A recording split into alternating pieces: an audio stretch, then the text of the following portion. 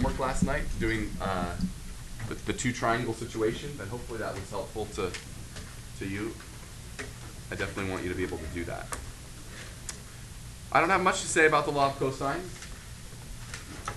which is good because I don't have a lot of time here. 15 minutes? All right, with plenty of time. Here it is, and like we said yesterday in our kind of overview of where we were, we talked about the fact that law of sines helps us do two angles and a side. That was like the first thing I set up at the top. The case we talked about heavily yesterday in the homework last night is this situation where we have two sides and an angle, where the angle is not included. Right? That was the situation you talked about yesterday. And then the situation that we said in the middle that we said that isn't going to be a problem, it's going to be easy, we'll take care of it with the law of cosines tomorrow. Well, here we are. Today is tomorrow. Nice. Wait. That was confusing, but you understand what I mean. These two cases, where we have side, side, side, and side, angle, side. And the first thing you should realize is that law of sines can't help us in either of those cases, can they? Right? We don't have like an angle side pair. In side, side, side, we just don't have an angle at all.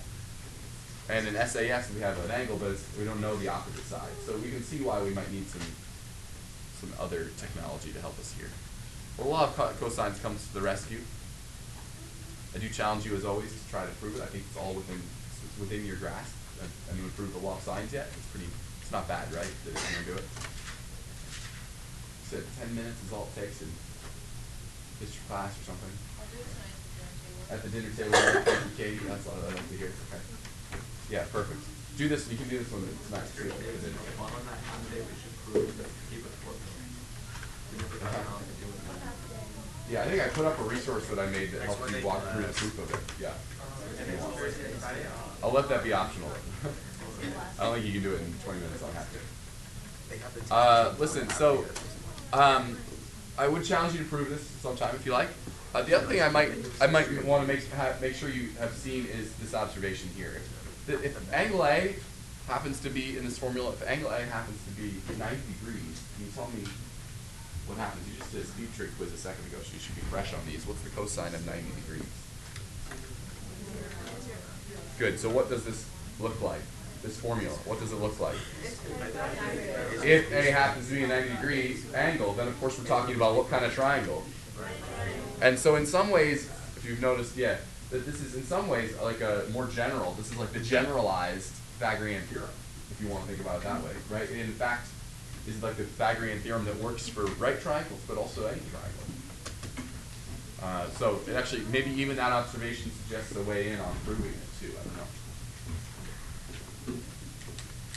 Good. Well, honestly, I have not much more to say except to like try this, right? We said we can solve an SAS, so let's do that. We said we can solve an SSS, so let's do that too. We'll do those two examples, and then that'll be it, right? Now, I do have some comments along the way as we're solving for these, but I think you're going to be okay, even if I don't make too many comments. I guess the first comment I should make is that really, when I gave you the laws of cosines on the last slide, I really should have given you 3 laws of cosines, right, for the triangle ABC. Because I was kind of focusing on one letter setup, but it's certainly true that instead of, how did I have it written on the last slide? A squared equals b squared plus c squared minus 2ab cosine a. BC cosine a. But you could do it with other letters too. Like say you wanted to focus on letter B, right? Shouldn't it also be true that b squared equals a squared plus c squared minus 2ac cosine b? You see how I did a little letter switch on that? I mean, the way, if you're like into memorizing this formula, then the way you might remember it is maybe not by the letters. Maybe you memorize it instead by like saying the following, something like this. I don't know, you might think, okay, it's the opposite side, it's the angle I know. The opposite side squared equals this side squared plus this side squared minus 2 times this times this times the cosine of the angle in question, right? Like the letters maybe mess you up. That being said, the formula I just gave you, at least the way I wrote it, is not going to be helpful here. Which version of the formula would you like to write down here? Yeah, keeping in mind that C is the angle we know, we want to take advantage of that. Let's write down the formula as C squared equals A squared plus b squared minus 2ab cosine c. So eventually you'll know that as well. One thing I should also remind you is that it's called the law of cosines. You like that? The reason I say that is because I often see people do like their work flawlessly on a problem like this, but they have sine in there. Like you got everything else right. The sine. Just let me remind you, it's called the law of cosines. Okay. Thought it should remind you of that. Okay. So just don't laugh. That'll probably be one of you. Okay. So just be careful. Okay. So in a second we'll know what side little c is. It'll be great. We're gonna know what side little c is in a second. We'll take the square root of a bunch of stuff that we know. So go ahead and do this on your calculator here. What is it? 11 squared plus 9 squared minus 2 times 11 times 9 times cosine 100. Make sure your calculator's in degree mode, of course. I'll do it too. It'll be fun. Okay. I think this is so exciting. Okay. You may want to store your value in your calculator when you get it, just for fun. Just, for fun.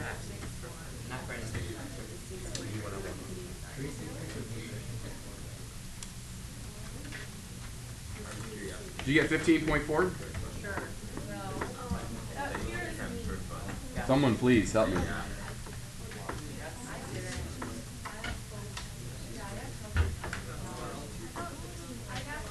You guys know 15.4? Make sure your calculator's in degree mode. Make sure you have it entered completely correctly. Make sure you're taking a square root. Make sure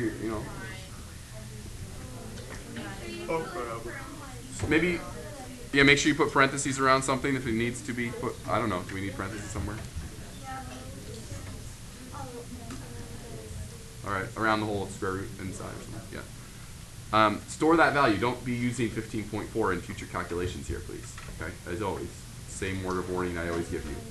So do you know how to store it in like letter C if you need it? Okay, or something? Okay, great. So we're making progress. We are 1/3 of the way done. We have side C. It's 15.4. Now we have all the sides. We have one of the angles, but we need the other two. Really, we just need to find one. That would be great, because then we could just do 180 minus the two we have to get the third one. So how do we get one more angle? Now, one way to do it would be, in fact, to use the law of sines. And I just want to give you a word of caution about using the law of sines on this. It will actually, for this particular problem, work well for you. And hopefully everyone makes that observation that law of sines is maybe an option here, because now we do have an angle-side pair, right? So I see that. But here's the one caution I want to give you. It's going to be okay in this problem, and I'll tell you why.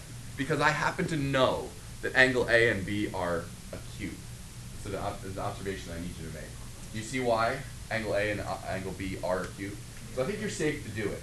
But if there's any possibility, if you're about to run the law of sines on angle A and B, if there's any chance that angle A or angle B could be obtuse, you need to be very careful. Because when you do the inverse sine of some garbage, remember that it will always give you the acute angle, even if it happens to be an obtuse angle you're seeking, right? On your calculator. Your calculator doesn't know what you're dealing with. So just be careful. So there are ways of being safe using the law of sines, okay? I would just maybe ensure that the angle you're chasing after is an acute angle. Now, how could you know, say we're doing another triangle and it looks like this, it's like, whatever, 40 degrees here, and we just found that this side length is 25, and this is, let's say this is, we don't know what this angle is here yet. This is 12, and this is, I gotta make sure this actually obeys the triangle inequality too. How about 17 or something? Okay. And say we want to go for these two angles here.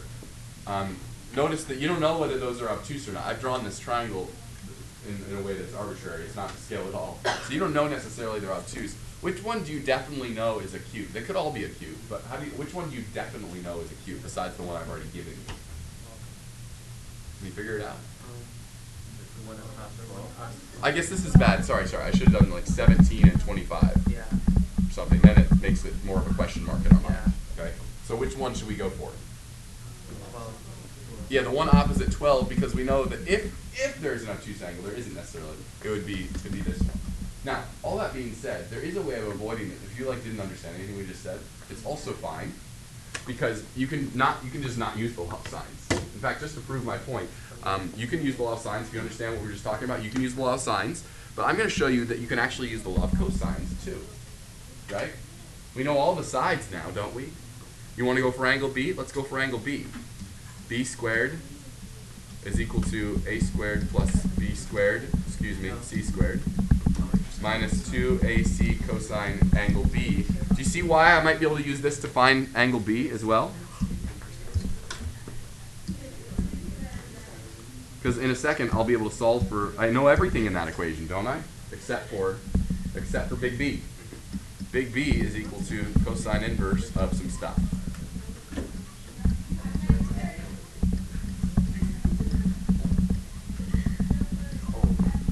Okay. So in a second I'll know angle B. I just solved for B, big B, right? Just move stuff over, take an inverse cosine, right? All that, you know? Okay.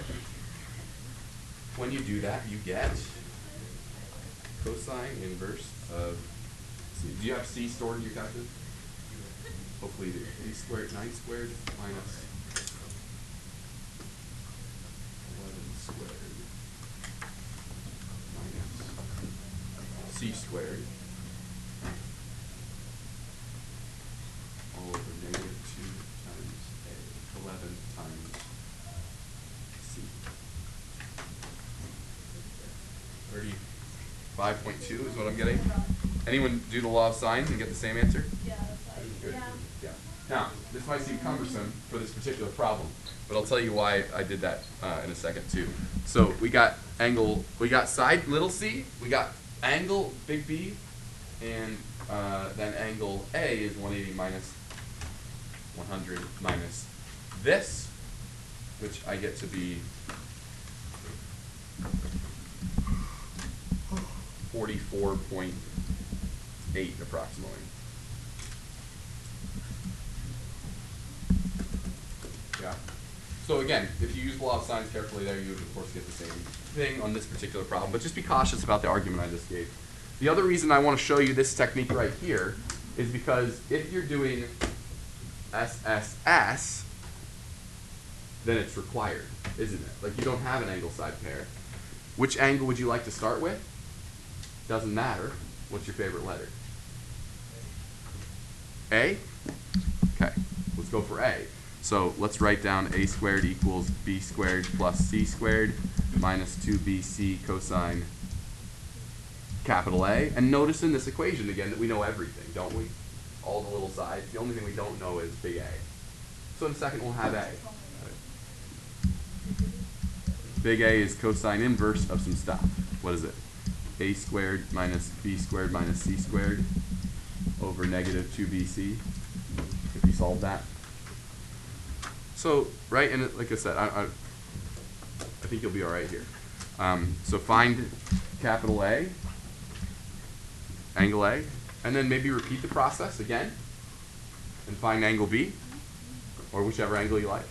And then maybe just do 180 minus those two to get the other angle. I mean, all we're seeking in this problem is the angle. We have all the sides.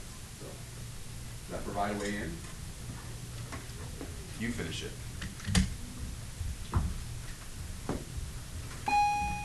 And prove the law of cosines. Well, this is fun. Homework is from the book tonight. Homework number 7, right? Law of cosines. It's good for you. Have fun. See you tomorrow.